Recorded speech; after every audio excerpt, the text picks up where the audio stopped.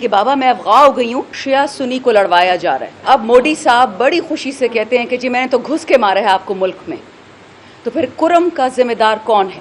8 سے لے کے 14 سال کے بچوں پہ فائرنگ ہوئی ہے۔ یہ کس ملک میں ہوتا ہے؟ جو بائیڈن نے پاکستان کے لیے تباہی لکھی تھی، یہ ہمارے والے جو امپورٹڈ حکومت ہے، ہم اتنے صابر تو نہیں ہیں، ہم تو منہ توڑ جواب دیں گے۔ بسم اللہ الرحمن الرحیم۔ بہت شکریہ ارباب شیر علی صاحب اور انشاءاللہ ہمارے ہونے والے سینیٹر عرفان سلیب صاحب، آپ سب کا بھی شکریہ۔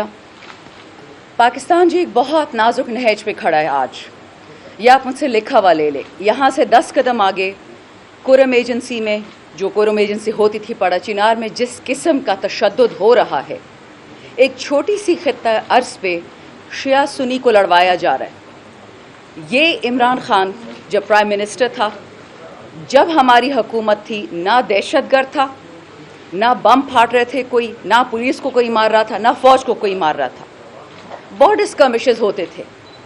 اب مودی صاحب بڑی خوشی سے کہتے ہیں کہ جی میں نے تو گھس کے مارا ہے آپ کو ملک میں، تو پھر کرم کا ذمہ دار کون ہے؟ کرم میں کون گھسا ہے؟ اور جو لوگ ہزاروں سالوں سے مسلمان بھائی اکٹھے رہ رہے تھے، ان کو شیعہ سنی میں کس نے بانٹا؟ ان کا خون کیوں سستا ہو گیا؟ اسی طرح بنو میں جو ہوا ہے، بنو میں میرا ووٹر نہیں تھا، وہ تو سارے پی ٹی ایم کے ووٹر تھے، منظور پشتین کے تھے۔ 8 سے لے کے 14 سال کے بچوں پہ فائرنگ ہوئی ہے۔ یہ کس ملک میں ہوتا ہے؟ ابھی جو ہمارے ورکرز کی انہوں نے بات کی ہے، اس پہ تو میں آتی ہوں، اس پہ تو میں آرام سے بات کروں گی، لیکن مجھے پتا ہے حاجی امتیاز منڈی بہاؤدین کے ایم این اے ہے۔ آپ میں سے کسی کو پتا ہے کہ اس وقت کہاں پہ ہیں؟ اپنے والدہ کے لیے گئے تھے ہسپتال پوچھنے کے لیے، وہاں سے ان کو اٹھا کے لے گئے۔ آپ کسی ایم این اے کو گرفتار بھی نہیں کر سکتے جب تک اسپیکر کی اجازت نہ ہو، اس کو اٹھا کے لے گئے دن دہاڑے۔ ہمارے ایم این اے جھنگ کے امیر سلطان، ان کو اٹھا کے لے گئے۔ مظفر گڑھ کے ایم این اے معظم جوتوئی، اس کو اٹھا کے لے گئے۔ تو اگر ایم این اے، ایم پی اے، سینیٹر سیف نہیں ہے تو میں اپنے بیچارے ورکرز کا کیا رونا رہوں گی؟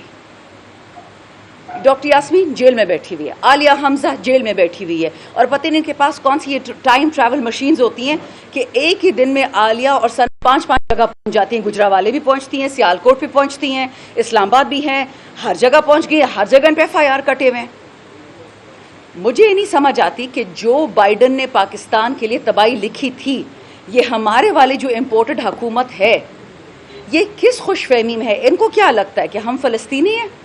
ہم اتنے صابر تو نہیں ہیں، ہم تو منہ توڑ جواب دیں گے۔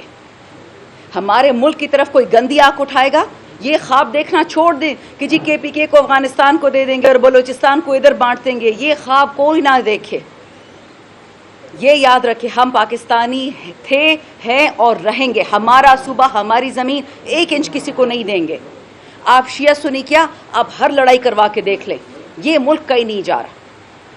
عمر فاروق ہو گیا، اکرام کٹانا ہو گیا، ہمارے جتنے میڈیا کے بچے ہیں، عروبہ کومل جو بچی اسلام آباد سے اٹھائی گئی ہے، اس کو اڈیالہ جیل بھیج دیا۔ اس کی حالت آپ نے دیکھی ہے؟ اتنی سوکھی سڑی سی جان ہے، اس کی بچی ہے، وہ اس کا والد جیل میں رو رہا تھا اور وہ اتنی بہادر ہے، وہ آگے سے کہتی ہے آپ نے رونا نہیں ہے۔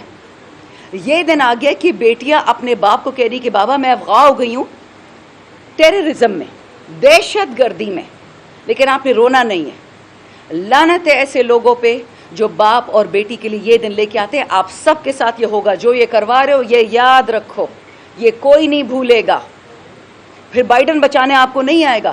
بائیڈن آپ کا اتنی بڑا چاچا تھا تو کل تک آپ کا فائنانس منسٹر ناک رگڑ رہا تھا زمین پہ کہ جی چین نے بھی پیسے نہیں دیے، سعودی نے بھی نہیں دیے، امریکہ نے کیوں نہیں آپ کو نہیں دیے؟ بھیا آپ نے تو ملک بیچا تھا باجوہ کے تھرو، کدھر ہیں وہ اربوں ڈالر جو آسمان سے گرنے تھے ہم پہ؟